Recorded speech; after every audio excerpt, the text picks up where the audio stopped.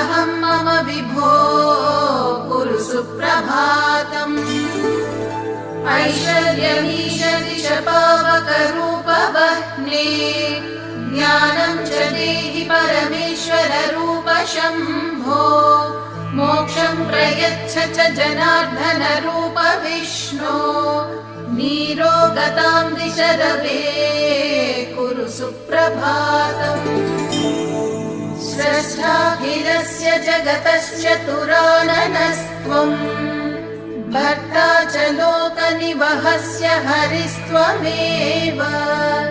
हर्तासि भूतविततेर्विषमे क्षणस्त्वम् सूर्यत्रिमूर्तिमय मे कुरु सुप्रभातम् प्रातः प्रभाच्छुरितपूर्वनगाग्रसानो